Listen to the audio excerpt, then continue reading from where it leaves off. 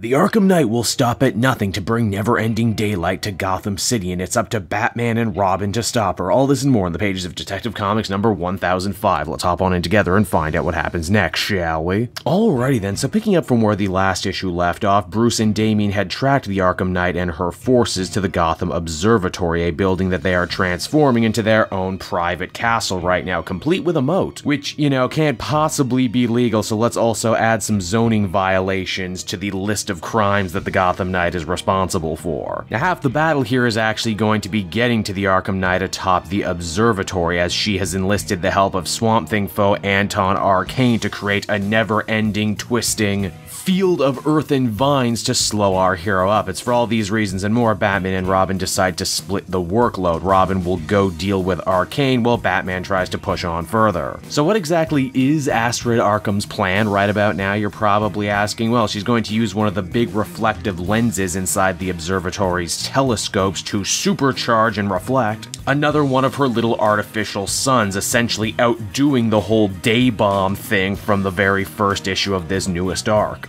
By God, I can think of few fates worse than eternal light. We would have to live like people in Antarctica live sometimes. Now, Damian is able to make quick work of Arcane, which is pretty surprising when we stop and consider that this dude was able to fight an elemental like Swamp Thing to a standstill, and here he's pretty much a henchman, but hey, it's just good to see him back in something. Then Batman must also get past Dr. Phosphorus, another villain that the Arkham Knight has managed to shanghai into her plans. He had hoped to burn up a bunch of the plant matter around Batman to smoke him out. And while the Dark Knight was able to power on past this hurdle, it's made very clear that everything with Arcane and Phosphorus wasn't actually meant to kill Batman and Robin, but just slow them down long enough for Astrid to get the projector working. And indeed, she does just that, and Gotham City is awash in a blinding white light. And when I say blinding, I mean literally blinding, like no one is meant to look at that much light. It's right around here too, Batman even begins to start poking holes in the Arkham Knight's plan. Wait, you hate me and what I've done to the city because you think I killed your mother, even though you didn't bother to look close enough into that story, and your father Jeremiah actually knows the truth of who killed your mother. But how do you get back at me by blinding a whole city? Arkham Knight's rebuttal is basically, hey, screw you, buddy, I'm crazy. My plan doesn't have to make sense, and also maybe the people will appreciate the new, better Gotham City I'm giving them if they're blind for a little bit. Now, you might be asking yourself, but wait, if Batman is that close to the giant solar generator, shouldn't he be blind too? The answer is absolutely he's blind, but it doesn't stop him from fighting the Arkham Knight. Well, alright, fighting is a bit of an overstatement. He basically just spears her through the big lens, defeating her and freeing the city from eternal light. In a weird way though, in the epilogue we see that the Arkham Knight might actually have been onto something, as the streets of Gotham are for the first time in what feels like forever actually quiet and crime-free as everyone recovers from their temporary blindness, Batman included.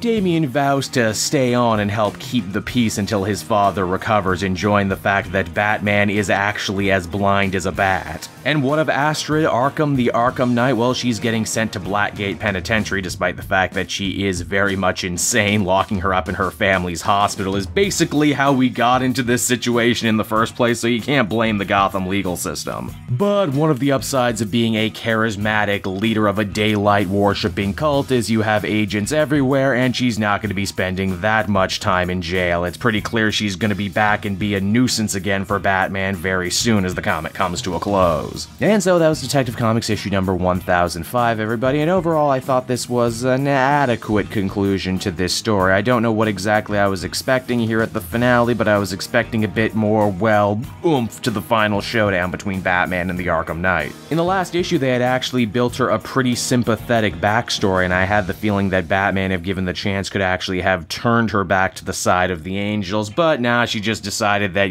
being a villain was cool, and she's just gonna do that for a bit. Not to say they can't ever tell that story later. I get the feeling Arkham Knight is going to be sticking around for the long haul. I just can't help but shake the feeling for as big as they made a deal of the Arkham Knight being canon now and how complex her plan was, she was ultimately defeated pretty easily in the grander scheme of things. I will say though, in a day and age of DC Comics where we don't have a proper Batman and Robin book, this has probably been the best Batman and Robin story told, well, since the last time Tomasi wrote Batman and Robin. Overall, I'd give this a 7 out of 10. 10. Hey there everyone, it's your old pal Cape Joel again. I want to thank you so much for watching to the end of the video. I hope you enjoyed it, and if you did, why not take a look at some of these other videos I have available from the channel. Then you can follow me on Twitter and Facebook at Cape Joel, so you're always up to date on what I'm doing next. And hey, if you're in the market for some cheap comic books, might I recommend Book Depository? They're my favorite place to get cheap comic book trades, and if you use my link down in the description, not only will you save a bundle by not having to pay a cent for shipping, but everything you do buy goes to support me in the channel. So you win, I win, everybody wins, right? And until next time everyone, this has been Cape Joel,